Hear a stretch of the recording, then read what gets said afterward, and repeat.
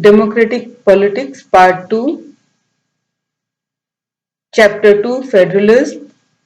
In this video, we will do the quick revision of the chapter through important question answers. So, the first important question which is from this chapter is, what is federalism? Here you have to write that federalism is a system of government in which power is divided between a central authority and various constituent units of the country. And federalism, it has two levels of government. One is the government for entire country, which is responsible for few subjects of common national interest.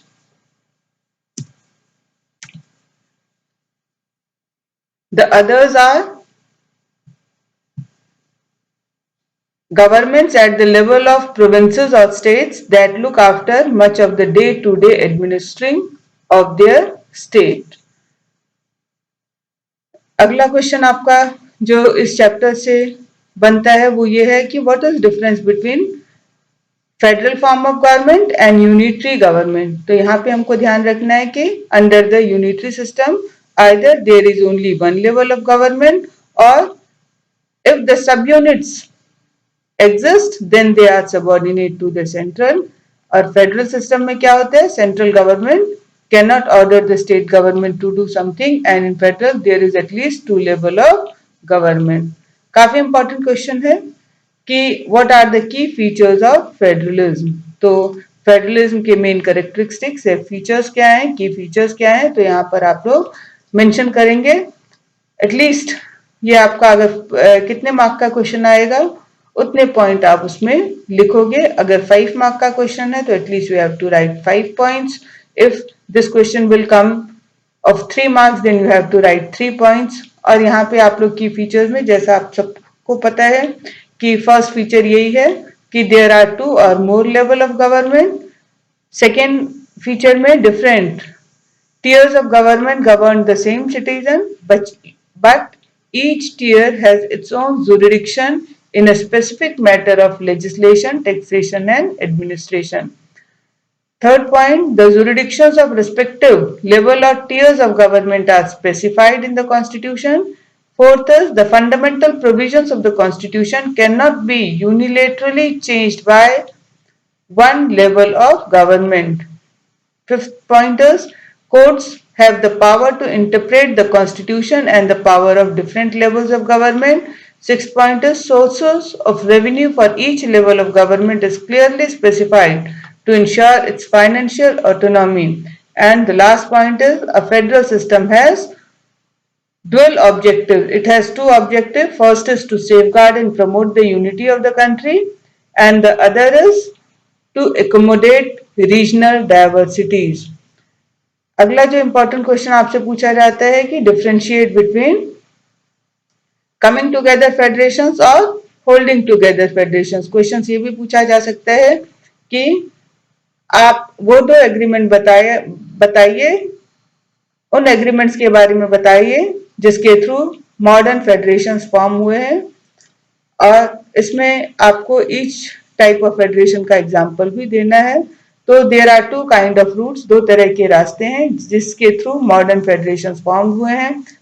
First root है जब independent states अपनी मर्जी से आगे आकर के एक bigger unit form करते हैं और इसमें ये अपने इंडिपेंडेंस को लूज करते हैं, अपनी आजादी को गंवाते हैं, अपने आइडेंटिटी को गायब करते हैं, अपनी पहचान खोते हैं, लेकिन ऐसा करके वो अपने सिक्योरिटी को इंक्रीज करते हैं, अपनी सुरक्षा बढ़ाते हैं, अपने पावर स्ट्रेंथ को बढ़ाते हैं. और जब छोटे छोटे देश मिलकर के एक बड़ा देश, एक फेडरल कंट्री बनाते हैं तो इसे कमिंग टुगेदर फेडरेशन कहा जाता है. जो दूसरा रास्ता है, इसमें एक लार्ज कंट्री जब अपने पावर्स को डिवाइड करने का डिसीजन लेता है डिफरेंट कॉन्स्टिट्यूएंट यूनिट्स में, तो ऐसे फेडरेशंस को होल्डिंग टुगेदर फेडरेशन कहा जाता है. कमिंग टुगेदर फेडरेशन का example United States of America, holding together federation का example India and Belgium.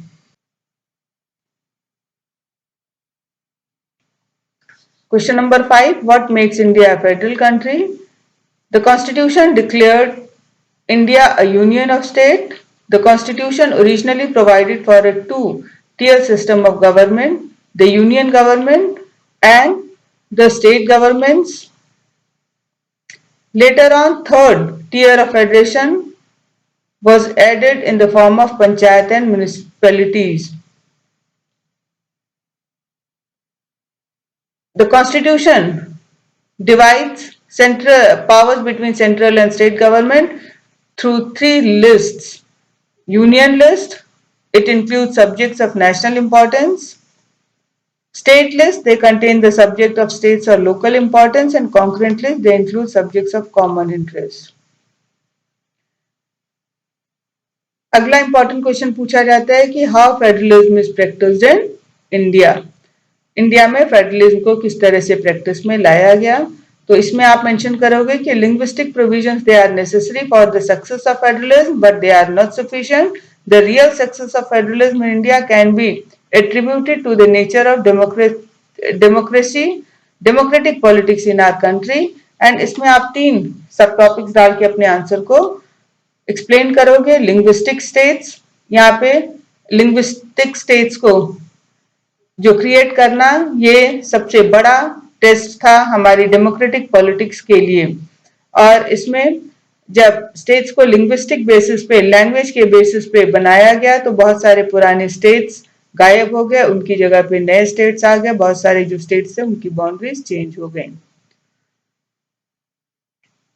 States को लैंग्वेज बेसिस पे इसलिए बनाया गया ताकि सेम लैंग्वेज बोलने वाले लोग सेम स्टेट में रह सकें। लेकिन हम ये देखेंगे कि हमारे यहाँ जो स्टेट्स हैं वो सिर्फ लैंग्वेज बेसिस पे ही फॉर्म नहीं हुए। कुछ स्टेट्स ज्योग्राफिकल बेसिस पे फॉर्म हुए हैं, कुछ जो है एथनिक बेसिस पर भी फॉर्म हुए हैं, जैसे आपका नागालैंड, मिजोरम वगैरह, ये आपका एथनिक बेसिस पे फॉर्म हुए हैं। ज्योग्राफिकल बेसिस पे उत्तराखंड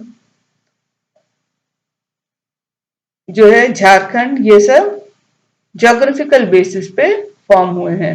नेक्स्ट आपका सब टॉपिक होगा लैंग्वेज पॉलिसी।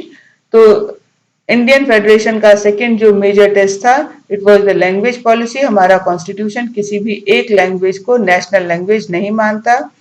हिंदी हमारी कंट्री का ऑफिशियल लैंग्वेज है।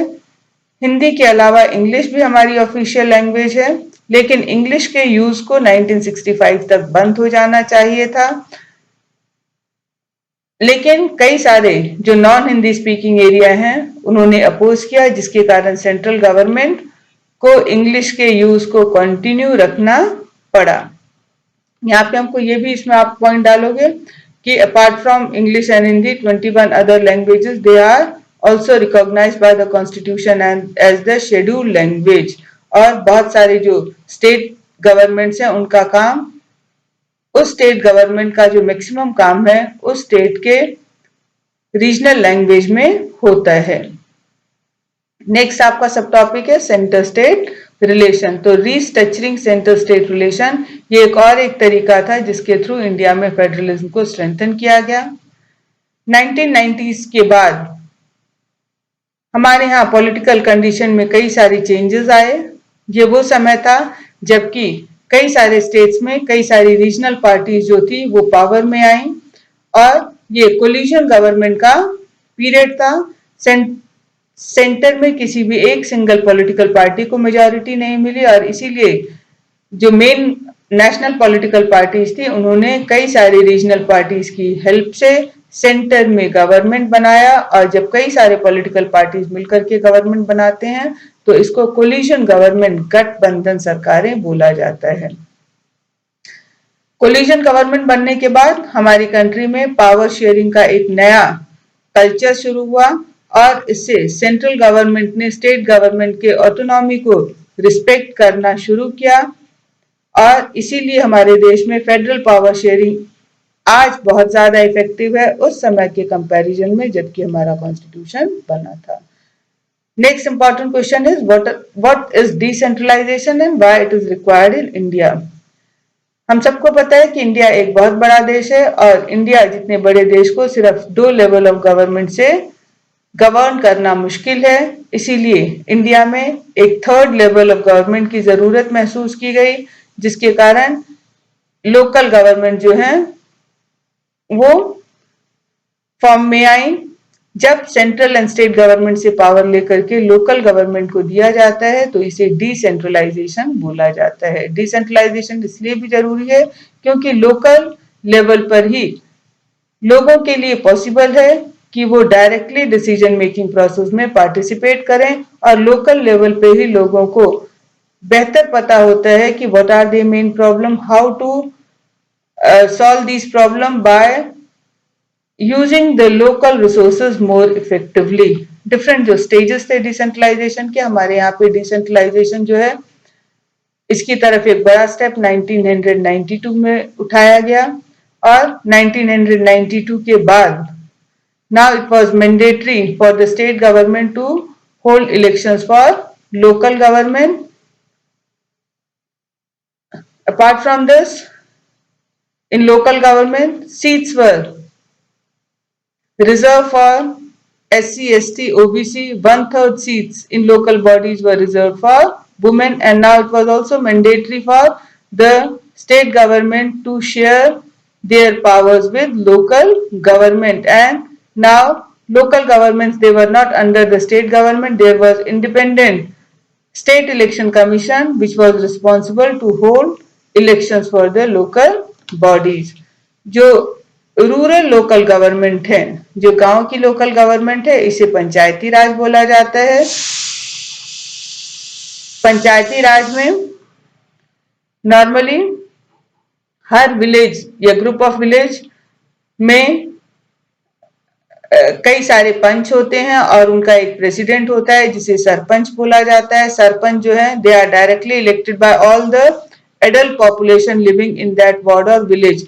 तो ये आपके जो काउंसिल मेंबर्स हैं जिसको पंच बोला जाता है या सरपंच, इनको उस गांव या उस गांव के अंदर जो डिफरेंट वार्ड्स हैं उसके सारे एडल्ट जो सिटीजन है वो इलेक्ट करते हैं।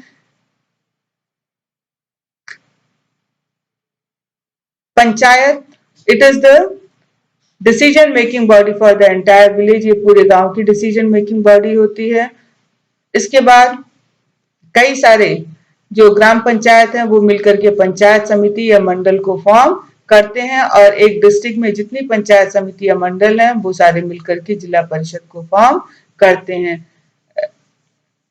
अर्बन एरियाज के भी लोकल गवर्नमेंट होते हैं, जो बिग सिटीज होती हैं वहां पर म्युनिसिपल कॉर्पोरेशन होते हैं, और जो टाउन्स होते हैं वहां पर म्युनिसिपैलिटीज होती हैं। तो इस तरह से हमारे यहाँ पे जो लोकल गवर्नमेंट का न्यू सिस्टम इंट्रोड्यूस किया गया, that was the largest experiment in democracy conducted anywhere in the world.